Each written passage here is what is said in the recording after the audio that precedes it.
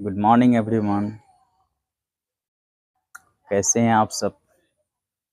आइए आज हम लोग कक्षा 8 के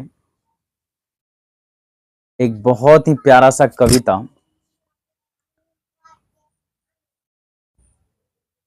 जो हिंदी कक्षा 8वीं के हैं, कविता का नाम है तू जिंदा है तो इस कविता के जो लेखक हैं, आज हम लोग लेखक परिचय को बढ़िया से समझेंगे कि आखिर इसके जो लेखक हैं।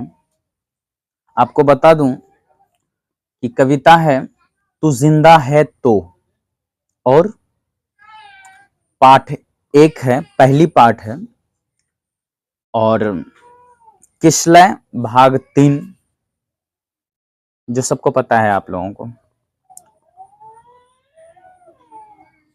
तू जिंदा है तो जो कविता है, उस कविता के लेखक शंकर शैलेंद्र जी हैं। क्या नाम है उसका? शंकर शैलेंद्र। एक बार बढ़िया से समझिए कि तू जिंदा है तो जो कविता है, उस कविता के लेखक कौन है? शंकर शैलेंद्र जी। उसका पूरा नाम जो है, उसका पूरा नाम शंकर दास केसरी लाल। क्या नाम है? शंकर दास केसरी लाल। शंकर दास केसरी लाल जी जो हैं, उसका प्रसिद्ध नाम शैलेंद्र है। जो हर जगह जो नाम यूज किया गया है, वह नाम है शैलेंद्र। जिसका जन्म हुआ था, जिसका जन्म कब हुआ था? 30 अगस्त 1923 को। शंकर शैलेंद्र का जन्म कब हुआ था?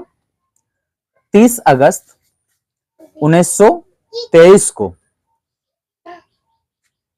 शंकर शैलेंद्र जी का जन्म 30 अगस्त 1923 को हुआ था। बढ़िया से समझ लें, क्योंकि किसी भी टॉपिक को, किसी भी कविता को या किसी भी कहानी को पढ़ने से पहले उसका पाठ परिचय होना बहुत जरूरी होता है। पाठ परिचय होना बहुत जरूरी होता है। जिसका जन्म कब हुआ था? 30 अगस्त 1923 ईस्वी में हुआ था।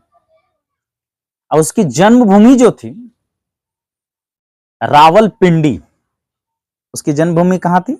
रावलपिंडी, जो कहां पड़ता है पता है? पाकिस्तान में। कहां पड़ता है? पाकिस्तान में, है ना। उसकी मृत्यु जो हुई थी, शैलेंद्र जी की मृत्यु जो हुई थी 14 दिसंबर 1966। कहां पर हुआ था? मुंबई में। कहां पे उसकी मृत्यु हुई थी? मुंबई में। हाँ, ठीक है। उसका कर्म भूमि जो रहा वो हमारा भारत है। उसका कर्म भूमि कहां रहा? भारत में। कहां रहा बेटा? भारत में रहा, है ना। और उसका कर्म क्षेत्र जो है, किसके? शैलेंद्र जी के कर्म क्षेत्र, वो गीतकार भी थे और एक कवि भी थे। क्या थे? गीतकार। बोलो क्या थे? गीतकार और एक कवि भी थे। ठीक है, क्या थे? कवि। हाँ, ध्यान रखना। शंकर शैलेंद्र जी एक बहुत अच्छे गीतकार भी थे और एक बहुत अच्छे कवि भी थे, है ना। उसका कवि परिचय जो है, उसकी मुख्य रचनाएं सब कुछ सीखा हमने, रमैया वस्तवैया, मेरा जूता है जापानी आदि। ये सब क्या थे? उनके रचनाएं थे जी। उसके ये सब रचनाएं थी। उन्हें बहुत सारे पुरस्कार भी मिला था। जैसे पुरस्कार उपाधि 3 बार सर्वश्रेष्ठ गीतकार का फिल्म फेयर पुरस्कार भी उसको मिला था। मतलब ये छोटी मोटी हस्ती नहीं थे, बहुत बड़ी हस्ती थी। इसकी नागरिकता जो था ना, ये भारतीय था। इसकी नागरिकता क्या थी? भारतीय। मतलब ये भारत के रहने वाले, अपने नागरिकता भारतीय था इसका। अन्य जानकारी उसके बारे में थोड़ा सा जान लेते हैं। गीतकार शैलेंद्र ने राज कपूर और वहीदा रहमान द्वारा अभिनीत तीसरी कसम फिल्म का निर्माण भी किया था। ठीक है, गीतकार शैलेंद्र ने राज कपूर और वहीदा रहमान द्वारा अभिनीत तीसरी कसम फिल्म जो बनी थी, फिल्म का निर्माण भी किया था इन्होंने।